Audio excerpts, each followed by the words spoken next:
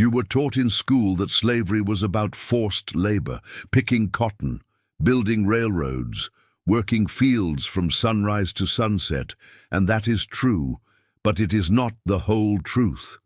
Because in 1740, the colony of South Carolina passed a law so comprehensive, so meticulously cruel, that it did not just control what enslaved people did with their hands.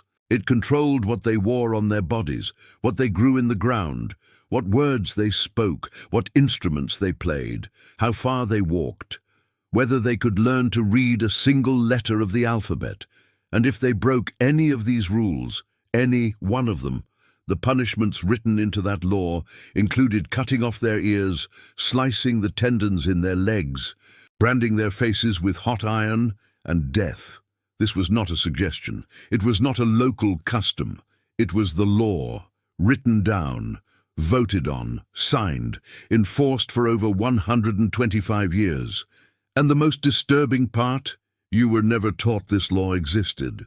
It was called the Negro Act of 1740, and what is written inside that document is worse than anything your history teacher ever told you. The story of how this law came to exist begins not with a legislator or a courtroom, but with a man whose real name history never bothered to record. The colonists called him Jemmy. He was likely Angolan. He could read. He could write. And on a Sunday morning in September of 1739, near the Stono River in South Carolina, roughly 20 miles south of Charleston, Jemmy did something that would change the legal landscape of slavery in America for the next century and a half. He led a revolt. To understand why that revolt terrified the white population of South Carolina so deeply that they responded with the most extreme slave legislation in American history, you need to understand what South Carolina looked like in 1739. This was not Virginia. This was not a colony where enslaved people were a significant minority working alongside white indentured servants. In South Carolina, black people outnumbered white people nearly 2 to 1. In some coastal parishes, the ratio was 9 to 1. The colony's wealth, and it was extraordinary wealth, was built almost entirely on the cultivation of rice, a crop that required a specific kind of knowledge that the enslaved people brought from the rice-growing regions of West Africa. The planters of South Carolina did not just depend on enslaved labor, they depended on enslaved expertise. The people they owned knew more about growing the crop that made them rich than they did. And that knowledge imbalance created a terror that sat just beneath the surface of colonial society like a heartbeat that never slowed. In 1739, the enslaved population of South Carolina numbered approximately 40,000. The white population was roughly 20,000. Charleston was the wealthiest city in the American colonies, and that wealth could be measured in human flesh. A healthy enslaved man in his 20s sold for roughly £200 sterling, the equivalent of approximately $45,000 today. A skilled rice worker could fetch £300. These were not just people to the planter class, they were assets. But assets that could think, assets that could plan, assets that could rebel. And on September 9th, 1739, they did. Jemmy gathered roughly 20 enslaved men near a bridge on the Stono River. They marched to a store called Hutchinson's, broke in, seized guns and ammunition, and killed the 2 storekeepers. They left the severed heads on the front steps. Then they began marching south, toward Spanish Florida, where the governor had promised freedom to any enslaved person who escaped from the English colonies. As they marched, they beat drums.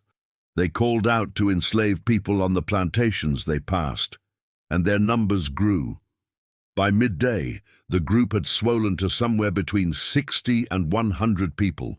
They burned at least 6 plantations. They killed between 20 and 25 white colonists.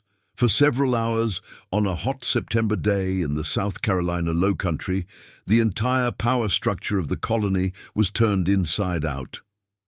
The colonial militia eventually caught up to the group near the Edisto River, about 30 miles from where the march began. The battle was brutal and one-sided. At least 44 enslaved people were killed, many of them executed on the spot. Some were beheaded. Their heads were placed on mileposts along the road as a warning. Others escaped into the swamps and were hunted for weeks. Some were not captured for over a year. The colony was in a state of panic, unlike anything it had experienced before or would experience again until the Civil War. But the killing was not the colony's real response. The real response came in the form of paper, ink, and law. Because what terrified the planter class more than the violence of the Stono Rebellion was the coordination. Jemmy's men had gathered in secret. They had communicated across plantations. They had used drums to signal and recruit. They had moved as a disciplined unit. And the white leadership of South Carolina realized, with a clarity sharpened by genuine fear, that if enslaved people could organize once, they could organize again. The solution was not just to punish the rebels who had been caught. It was to make future rebellion structurally impossible. And so, in May of 1740, 8 months after the blood on the Stono River had dried, the South Carolina General Assembly passed the Act for the Better Ordering and Governing of Negroes and Other Slaves in the province. It would become known simply as the Negro Act, and it was the most detailed, most invasive, and most deliberately dehumanizing piece of legislation ever written on American soil. Now, here is where the story moves from disturbing to something that is genuinely difficult to process, because the Negro Act was not a vague set of restrictions. It was 47 pages of meticulous, clause-by-clause control over every aspect of an enslaved person's existence. Every clause was designed to solve a specific problem that the Stono Rebellion had revealed. And when you read the law in its entirety, what emerges is not just cruelty, it is engineering, the systematic engineering of total human domination. The first layer of the Negro Act targeted communication. Enslaved people were forbidden from learning to read or write. If a white person was caught teaching an enslaved person to read, they were fined £100, an enormous sum at the time, equivalent to roughly $22,000 today. If an enslaved person was found to possess a written document, the punishment was severe whipping. The logic was explicit and stated in the law itself. Literacy enabled conspiracy. A person who could read could receive written instructions. A person who could write could send messages between plantations. The written word was a weapon, and the law intended to disarm every enslaved person in the colony permanently. But it was not just writing. The law also banned drums and horns. During the Stono Rebellion, the marchers had used drums to communicate and to signal enslaved people on nearby plantations to join the march. The legislators understood exactly what those drums meant. They were not music. They were infrastructure, communication infrastructure. And so the Negro Act made it illegal for any enslaved person to play any loud instrument, drums, horns, or anything that could carry sound across distance. The fine for allowing enslaved people to play drums on your property was the equivalent of several $1,000s. The punishment for the enslaved person was left to the discretion of the owner, which, under the legal framework of the time, meant anything up to and including death. And that is not even the most chilling part of this document, the second layer of control-targeted movement. After the Negro Act, no enslaved person could leave a plantation without a written pass signed by their owner. The pass had to specify where the person was going, how long they would be gone, and what route they would take. Any enslaved person found off a plantation without a pass could be seized by any white person, not just their owner, any white person, and subjected to a whipping of up to 20 lashes on the spot, without trial, without process, without appeal. The law created, in effect, an entire colony of checkpoints. Every road, every bridge, every crossroads became a potential site of interrogation for any black person walking alone. The third layer targeted economics. Before the Negro Act, some enslaved people in South Carolina had been able to grow small crops on the margins of plantation land and sell them at local markets. They accumulated small amounts of money. They traded goods. Some even bought cloth, tools, and small luxuries. The Negro Act shut this down entirely. Enslaved people were forbidden from growing any crop for their own benefit. They were forbidden from raising any livestock. They were forbidden from buying or selling anything. They were forbidden from possessing money. The law did not just ban these activities, it criminalized the white people who facilitated them. Any shopkeeper who sold goods to an enslaved person or bought goods from one was subject to fines and prosecution. The economic noose was absolute. The fourth layer, and this is the one that historians describe as the most psychologically devastating, targeted appearance. The Negro Act included a dress code. Enslaved people were legally restricted in what they could wear. The law specified that enslaved people could only wear clothing made from the cheapest available fabrics: coarse cotton, rough wool, or osnaburg, a stiff linen fabric that was essentially burlap. They were explicitly prohibited from wearing silk, satin, or any fine fabric. They were prohibited from wearing jewelry. They were prohibited from wearing any garment that could make them appear equal in status to even the poorest white person in the colony. The purpose was not practical. It was psychological. The law was designed to make enslavement visible on the body at all times. An enslaved person could not escape their status, even in their clothing.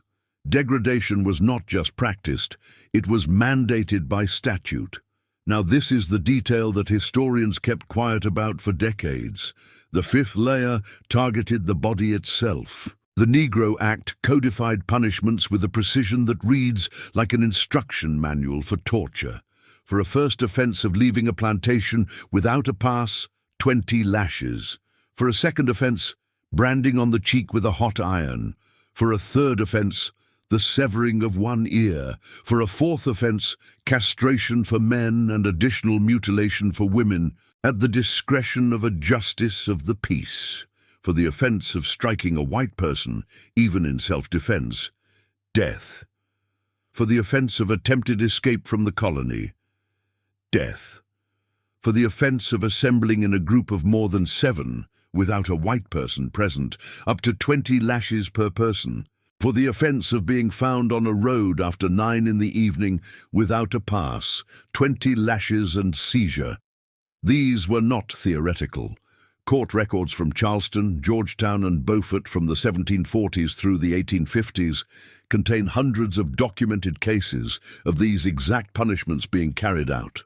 In a single year, 1749, the records of one Charleston district court show 47 separate whipping sentences, 3 brandings, and 1 ear removal, all under the authority of the Negro Act.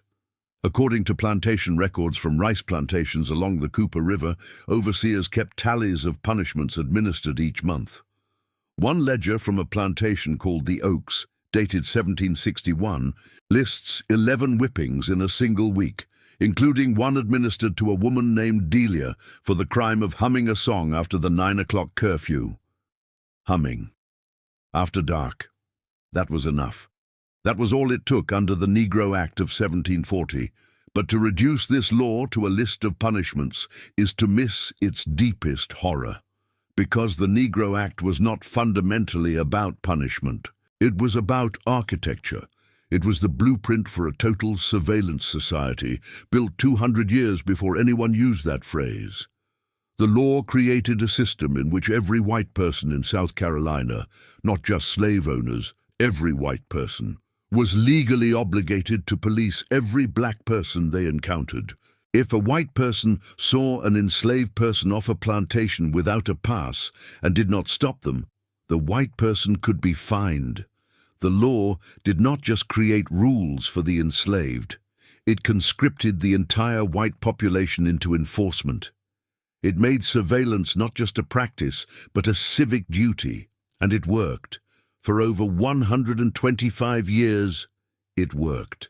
In the swamps and in the shadows, the people living under this law found ways to resist that were as ingenious as the law was oppressive. They kept drums. Not the large talking drums the law had targeted, smaller instruments, hidden instruments, drums made from hollowed logs and stretched animal hides that could be played quietly and disassembled in minutes. They turned songs into code, encoding meeting times and locations in the lyrics of spirituals that overseers could hear but never decode. According to WPA interviews conducted in the 1930s with formerly enslaved people and their children, women hid reading materials inside quilts. Men taught each other to read at night in the woods by the light of stolen candle stubs, knowing that if they were caught, they would lose their ears, or worse. A woman named Eliza, interviewed in 1937 at the age of 91, described her grandmother teaching her the alphabet by drawing letters in the dirt with a stick and then smoothing the dirt over before dawn. She said her grandmother told her that the letters were the most dangerous things a person could own and the only things nobody could take away once they were inside your head. In the coastal parishes where the ratio of enslaved to free was most extreme, communities developed elaborate warning systems. Children were stationed at the edges of plantations to watch for patrols. Certain bird calls became signals. A particular sequence of knocks on a cabin wall meant a patroller was approaching. These systems were never written down. They could not be, since writing itself was illegal. And so they were passed orally from parent to child with the precision and discipline of military intelligence. The resistance was invisible. And because it was invisible, the historical record almost lost it entirely. It was the WPA interviews of the 1930s, conducted almost a century after emancipation, that preserved these fragments of defiance for posterity. One case that illuminates the full viciousness of the Negro Act and the courage of those who lived under it is the story of Thomas Jeremiah. In 1775, on the eve of the American Revolution, Jeremiah was one of the wealthiest black men in South Carolina. He was a harbor pilot, a skilled and essential profession that involved guiding ships through the treacherous sandbars of Charleston Harbor. He was technically a free man. He owned property. He owned a fishing boat. His estate was estimated at roughly £1,000, an enormous sum that made him wealthier than most white South Carolinians. But the Negro Act applied to all black people in the colony, free or enslaved. And when revolutionary fervor swept Charleston, Jeremiah was accused by Henry Laurens, one of the wealthiest slave owners in America and future president of the Continental Congress, of plotting to guide the British Navy into Charleston Harbor and incite a slave revolt. There was no credible evidence. The accusation was based on rumors and second-hand testimony. The royal governor, William Campbell, reviewed the case and declared that Jeremiah was clearly innocent and that the trial was a travesty of justice.